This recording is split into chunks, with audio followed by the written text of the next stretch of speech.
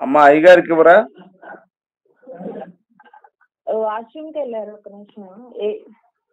ఎక్కడండి మీరు? అమ్మ మాది విజయవాడ అమ్మా, సత్యనారాయణపురం. ఓకే. సార్ తెలుసు, ఒకసారి మాట్లాడదామని. 5 నిమిషాలు. సార్ తెలుసండి? అదే వాక్యం నాకు తెలుసు, నేను పాడుతున్నాయి. మీరు సేవ చేస్తారా? నేను సేవ చేస్తా తల్లి. చర్చ్ ఉంది, 420 మంది నడిపిస్తున్నాను. ఎక్కడండి? అమ్మ సత్యనారాయణపురం తల్లి. Okay okay. ఒక్కసారి కూడా తల్లి.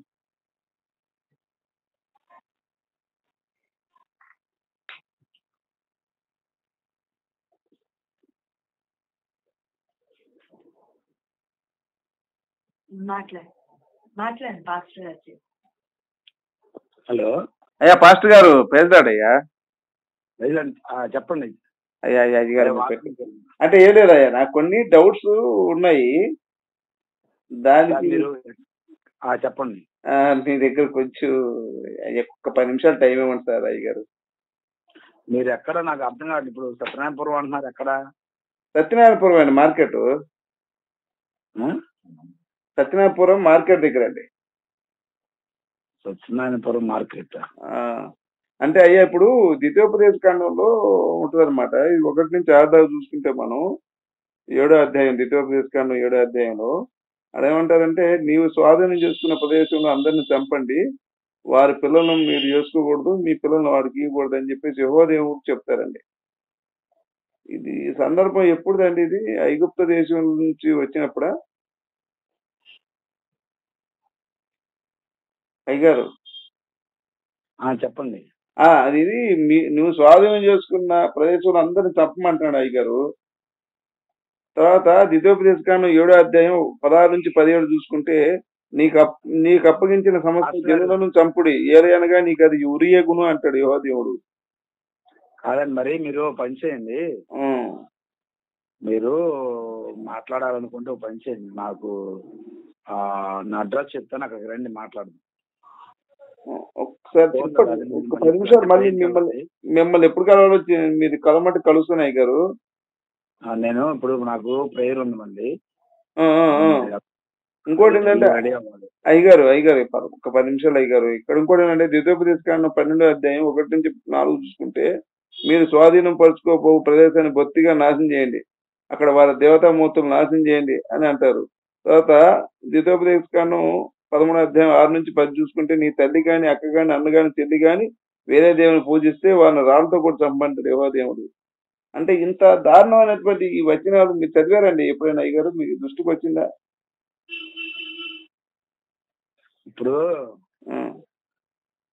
నేనేమంటానంటే, నా పద్ధతి ప్రకారంగా ఇప్పుడు ఆ సందర్భాలను బట్టి, అక్కడ జరిగిన సంఘటనలను బట్టి ఆ టైంలో అక్కడ రాశారు. ఇప్పుడు మన కొత్త నిబంధన ప్రకారంగా దేవుడు ఏం చెప్పాడో దాని ప్రకారంగా మనం నడవడం అనేది ఇప్పుడు ఉన్నటువంటి ట్రెండ్ అనమాట. అది కొత్త నిబంధనలో దేవుడు ఏం చెప్పాడు, యేసుక్రీస్తు వారు ఏం చెప్పారు, ఎలా జీవించమన్నాడో ఏంటి అనేది నా సంఘానికి అదే నేర్పిస్తున్నాను. ఇప్పుడు కొత్త నిబంధనలో కూడా యేసు వారు చెప్తారు కదా, నా పాలన ఇష్టం లేని చిన్నవాళ్ళను ఎవడైనా సరే వాడి మెడకి తేద తిరుగురాది కట్టి సముద్రం పడివేట వానికి మేలు అంటే చంపమంటాడు కదా. మరి అంటే ఆయన ఇష్టం లేని వాడిని చంపమంటున్నాడు కదా, అక్కడ కూడా యేసు వారు చెప్తున్నారు కదా. మరి ఇప్పుడు మీరు సేవకులు అంటున్నారు, మీరు మాట్లాడేది చూస్తే మీరు సేవకులు కాదంటే. అయ్యో అయ్యగారు, అంటే డౌట్లు తీర్చుకోవడం తప్పండి. ఇంకోటి ఏంటంటే ద్వితీయోపదేశ కాండం 21వ అధ్యాయం 18 నుంచి 23 చూస్తే, తల్లిదండ్రుల మాట అయ్యా పర్లేదు వస్తాను అయ్యగారు, తల్లిదండ్రుల మాట వినకపోతే రాళ్ళతో కొట్టి చంపమంటాడండి యెహోవా దేవుడు. ద్వితీయోపదేశ కాండం 21వ అధ్యాయం 18 నుంచి 23 అయ్యగారు. తర్వాత ద్వితీయోపదేశ కాండం 22వ అధ్యాయంలో ఉంటుంది అయ్యగారు, ఒకని స్త్రీకి 3 రాత్రులు జరిగిన తర్వాత వాడికి కన్నీ కాదని అనుమానం వస్తే ఆ బట్టలు అయ్యగారు ఒక్క 10 నిమిషాలు అయ్యా, కోపాడవకండి అయ్యగారు, పెద్దలు కోపాడవకండి అయ్యగారు. ఇప్పుడు మళ్ళీ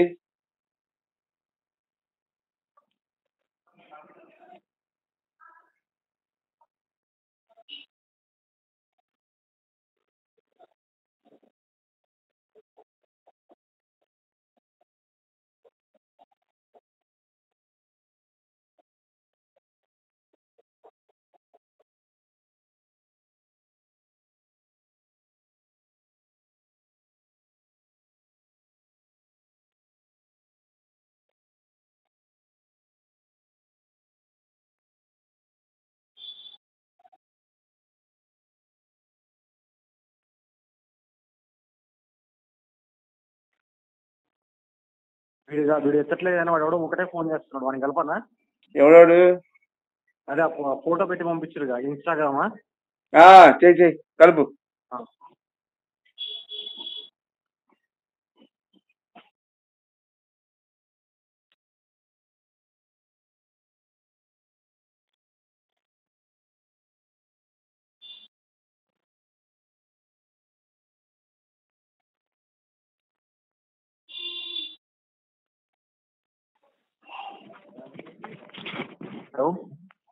హలో, మా పాస్టర్ గారు ఉన్నారు, మీది నెంబర్ షేర్ అయింది, మా సంఘానికి వచ్చింది మీ నెంబరు. అవునయ్యా. తమ్ముడు ప్రైజ్ లాడయ్యా. అన్నయ్య వందనయ్య, బాగున్నారా? వందనాలు బాబు, నువ్వు చేస్తున్న కృషి అద్భుతమైంది. అన్నయ్య ఏమి మందేం లేదని అంతా దేవుని పేరు. నీ పేరు ఏం పేరు తమ్ముడు? మర్చిపోయాను. హలో తమ్ముడు. విజయ, మీ పేరు మర్చిపోయా తమ్ముడు.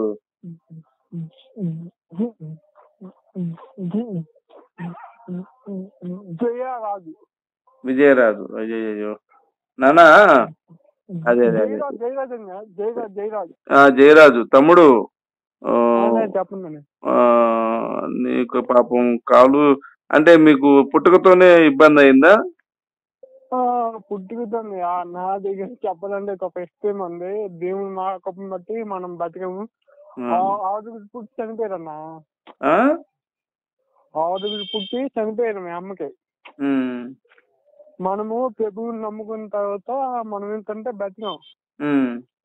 అది కాక ఏంటంటే ఒక 5-6 సంవత్సరాలు మనము అలాగా అడుగు తీసి అడుగేయకుండా అలాగ ఇంట్లోనే అలాగా మూలలో కూర్చొని అలాగ ఉండేవాడిని. డాక్టర్ చూపించుకోలేదన్నా? డాక్టర్ చూపించానన్నా, పెద్ద అయిన కొద్ది అలా తగ్గుతుంది అని అన్నారు వాళ్ళు. మందులు వాడుతున్నావా? ఇప్పటికి వాడుతున్నావా? మందులు వాడుతున్నావు కదా అన్నయ్య? ప్రెగ్నెంట్ అయితే ఏ మందులు వాడలేదు అన్నయ్య. మరి వాడుకోవాలి కదా నాన్న, మందులు వాడుకోవాలి కదా నాన్న. అంటే డాక్టర్లు ఏమన్నాడంటే అలా పెద్ద అయిన కొద్ది అలా తగ్గుతుంది అంటే మాది జాతరకే ఉన్నా, బట్ మా నాన్న వదిలేశాడు మన చిన్నప్పుడు. మీ అమ్మ నాన్నది మ్యాన్రికమా నాన్న? మీ అమ్మ నాన్నది ఏమన్నా మ్యాన్రికమా? కాదన్న, మ్యాన్రికం మా వాళ్ళకి మాకు చాలా దూరం అన్నా. సరేలే కొన్ని దేవుని చెప్తాం వల్ల నేను అలా పుట్టాను. పుట్టించి ఆయన మరి ఆయన 40 మందికి. ఓకే. అదే నీకు వాక్యం బాగా తెలుసమ్మా? అన్నా కొంత తెలుసు అన్న, అంతా తెలీదు. కొంత కొత్త నిబంధన అయితే నేను చెప్పగలను, పాత నిబంధన అయితే కొంచెం కష్టం అన్న. ఎందుకంటే ఉన్న మాట చెప్పారు కదా. ఇప్పుడు నాకేదో వచ్చి మీ దగ్గర అబద్ధం చెప్పి మీ దగ్గర మంచి పెట్టి కొట్టాలనే ఉద్దేశం అయితే నాకు లేదు. నాకేంటంటే దేవుని కోసం చెప్పాలి 10 మందిని. మనం కూడా మాట ఇచ్చాడు, అవైబుల్ ఇచ్చాడు, ఆయన మహింపరచాలనే ఉద్దేశం తప్ప ఇంకేం చూడటం లేదన్న. అప్పుడప్పుడు సువార్తలు కూడా వెళ్తున్నాం. తర్వాత అలాగే యూట్యూబ్ లో, ఫేస్బుక్ లో అలా ఏదో మనకు తెలిసిన విషయాలు 10 మందికి చెప్తూ ఉంటాను. దాదాపు 2.5 సంవత్సరాలు అయిపోతుంది, 3 సంవత్సరాలు అయిపోతుంది ఇది ప్రారంభించి. దేవుని కృపను బట్టి. నానా చెప్పండి. వాస్తవంగా దేవుడు ఎవరు అనుకుంటున్నావు నాన్న బైబుల్లో? దేవుడు ఎవరు అనుకుంటున్నావు బైబుల్లో? బైబిల్ అనయా, దేవుడు అంటే యేసుక్రీస్తు దేవుడే, తండ్రి అయిన దేవుడు కూడా దేవుడే కదా, యెహోవా దేవుడు కూడా దేవుడే కదా. ఇప్పుడు మరి ముగ్గురు ఒకటైనప్పుడు యెహోవా ఏదైతే తప్పు చేస్తాడో అది యేసు చేసినట్టే కదా. యెహోవా మంచి చేసిన గుణపాలరాజు గారు వచ్చారండి కాల్లోకి. వద్దులే పాపం ఆయన వద్దులే నమస్కారం అండి, నేను వింటుంటాను సార్, నాకు ఐడియా లేదు ఎవరెవరు అన్నా పాపం ఇది చిన్న కోడన్నా పాపం. అయ్యో వింటాను మీరు మాట్లాడుకోండి. అన్న నేను మీ అన్న చెప్పింది అన్న, మీ అంత చదువుకోలేదు, మీ అంత జ్ఞానం వచ్చింది కాదు. బట్ ఏంటంటే నాకు తెలిసిన విషయాన్ని నేను మాట్లాడుతాం తప్ప తెలియని విషయాలు అయితే నేనేం చెప్పట్లేదు.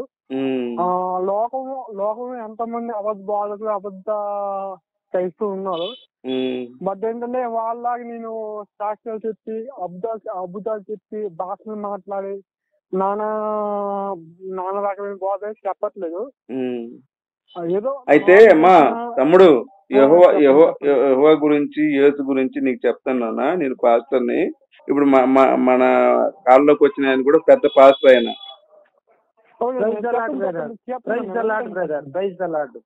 అన్నయ్య పాపం ఈయనకి కాళ్ళు చేతులు బాగాలేవు పాపం చిన్నప్పటి నుంచే. అయితే ఈయన ఏంటంటే దేవుని కృపను బట్టి బాగా ఆయన అంటున్నాడు. ఈయన మందులు వాడుకోమని చెప్పాను నేను. మందులు ఇస్తారు కదా చూడిపోయినారు. చూడాలి. సరే తమ్ముడు ఏం లేదమ్మా, యెహోవా గారి యొక్క విషయం చెప్తా వినండి. నీకు పాత నిబంధన గ్రంథంలో ద్వితీయోపదేశకాండం 7వ అధ్యాయం 1-6 చూస్తే ఎప్పుడైనా మనం నీవు స్వాధీనం చేసుకున్న ప్రదేశంలో అందరిని చంపమంటాడు. చిన్నపిల్లల్ని, పెద్దవాళ్ళని, ముసలి వాళ్ళని, కడుపుతో ఉన్న వాళ్ళని అందరిని చంపమంటున్నాడు యెహోవా దేవుడు. ఇప్పుడు దేవుడైనవాడు చంపమంటే అతను దేవుడని అనాలా తమ్ముడు? మనం అందామా? ఇప్పుడు చంపేవాడు దేవుడా, బతికించేవాడు దేవుడా చెప్పు తమ్ముడు. దేవుడు ఎక్కడ తప్పు చేయదన్నా, ఆయన దగ్గర ఎటువంటి సరేనా నువ్వు తప్పు చేయలేదని నీకు నమ్మకం ఉండడంలో తప్పు లేదు. నువ్వు నీ దగ్గర బైబిల్ ఉందా? బైబిల్ ఇంట్లో ఉన్నాను, నేను కొంచెం బయట ఉన్నాను. సరే నీకు కొన్ని వాక్యాలు చెప్తాను నాన్న.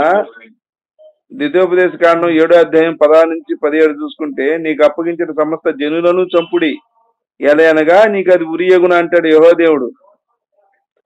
తర్వాత ద్వితీయోపదేశకాండం 7వ అధ్యాయం 16-25 చూసుకున్నట్టుగైతే, నీకు అప్పగించిన దేశాన్ని నాశనం చేసి అక్కడ దేవతామూర్తులను నాశనం చేసి కాల్చేయమంటాడు ఆయన. తర్వాత ద్వితీయోపదేశకాండం 12వ అధ్యాయం 1-4 చూసుకుంటే, మీరు స్వాధీనం తెలుసుకోబో ప్రదేశాన్ని బొత్తిగా నాశనం చేయండి, అక్కడ దేవతామూర్తులను కూడా తగలబెట్టమంటాడు. ద్వితీయోపదేశకాండం 13వ అధ్యాయం 6-10 చూసుకుంటే నాన్న, నీ తల్లి గాని, అక్క గాని, చెల్లి గాని ఎవరైనా వేరే దేవుని పూజిస్తే వాళ్ళని రాళ్ళతో కూడా చంపమంటాడు. అంటే మొత్తం చంపమనే ఉంది కానీ బతికించమని ఎక్కడుంది నాన్న? యెహోవా దేవుడు ఎక్కడ చెప్పాడు అసలు?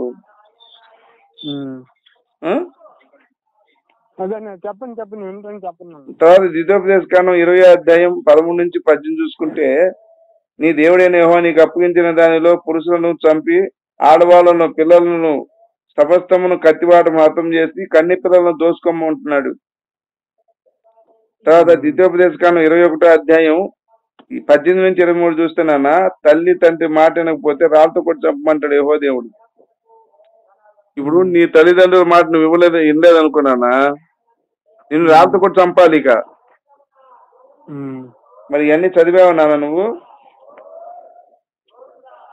చెప్పాను కదన్నా, నేను అది చదవలేదు. నేను కొత్త నిబంధన బేస్ చేసి మాట్లాడుతున్నాను ఇప్పుడు. ఇది బేస్ కదా నాన్న, పాత నిబంధన బేస్ కదా నాన్న. లేదన్నా, నేనైతే ఏసుక్రీస్తు వారి చెప్పిన బోధ, అపోస్తుల బోధ ఆ విధంగా నేనేంటంటే చెప్పాను కదా, నేను అంత గొప్పని కదా, చదువుకోలేదు కూడా. మరి బైబిల్లో ఫేస్బుక్ లో చాలా పోస్టులు పెడుతున్నావు అంట కదా. తర్వాత ద్వితీయోపదేశకాండం 22వ అధ్యాయం 13-23 దాకా చూసుకున్నా. అక్కడ ఏంటంటే ఒక అమ్మాయిని ఒకడు శోభనం చేసుకుంటాడు.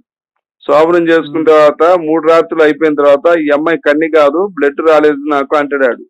అప్పుడు ఆ అమ్మాయి లోదుస్తులు తల్లిదండ్రులు అందరూ చూపించాలి.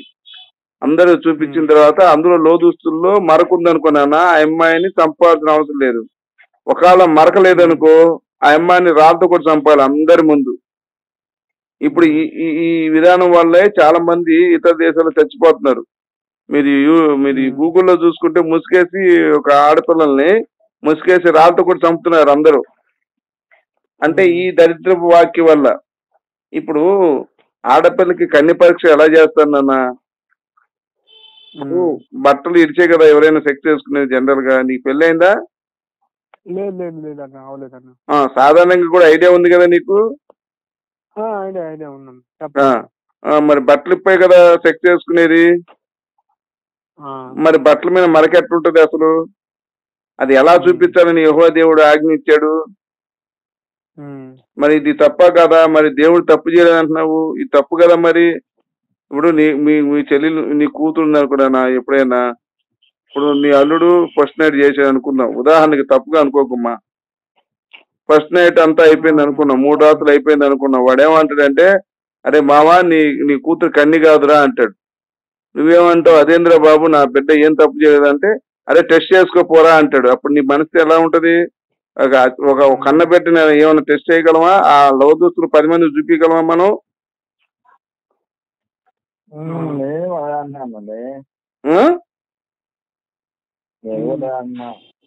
హలో రాజుగారు, కొత్త గొర్రె వచ్చిందండి, ఆ పిల్లని వదిలేసాడు. ఒక అతను బ్రిటిష్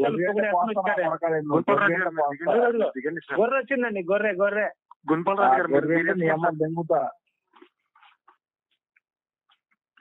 రాజుగారు, గొర్రె వచ్చింది. భాష గొర్రె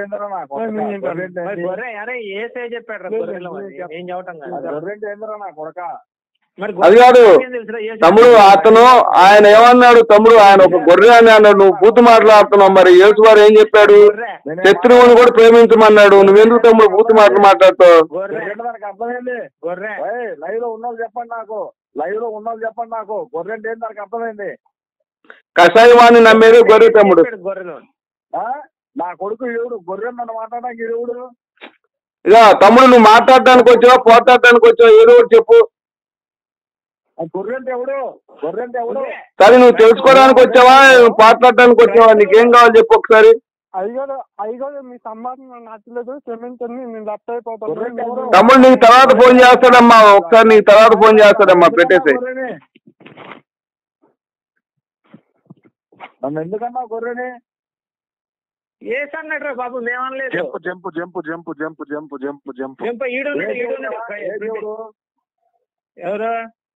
ఎవరు? ఏసు దేవుడా?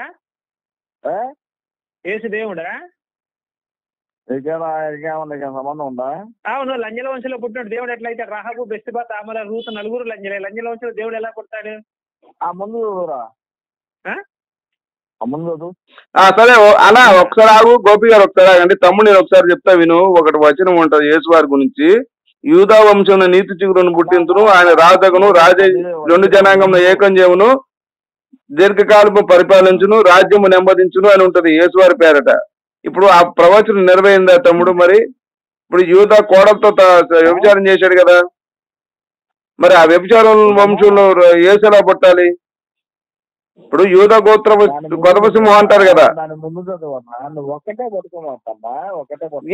ముందు వెనక చెప్పు. సరే సరే సరే సరే, ఇప్పుడు ఈ ప్రవచనం నెరవేరిందా అని అడుగుతున్నా నేను.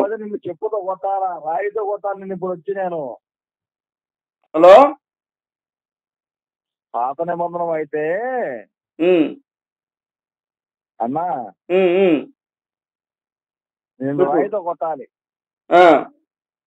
మరి పాత నిబంధన కావాలా, కొత్త నిబంధన కావాలా? మరి కొత్త నిబంధనలు కూడా యేసు వారు చెప్పారు కదా. యేసు గారు ఏం చెప్పారు? నా పాలన ఇష్టం లేని ఈ చిన్నవాడిని, చెప్పేది నా పాలన ఇష్టం లేని ఈ చిన్నవాడిని ఎవడో వాడి మెడకి పేద తిరుగురాలు కొట్టి సముద్రంలో పడవేయటం వానికి మీద అన్నాడు కదా. దాన్ని అట్లా తీసుకుంటావు మరి నువ్వు? నీ మాటకి ఏకీభవిస్తున్నా నేను. మరి మరి ఎవరు ఎంతమందిని చంపుతామని చెప్పు? పేద తిరుగురాయి కట్టి సముద్రంలో ఎంతమందిని పడేద్దాం? ఏమయ్యా వినిపిస్తుందా లేదా? నీ మాటకి ఏబీకి ఇచ్చాను నేను. ముందు పేజీ తీసుకోమన్నా. ముందు పేజీ ఏముందో చెప్పండి మీరు. తీసుకో, చెప్పండి సార్. నువ్వు తీసుకో, నువ్వే చెప్పు.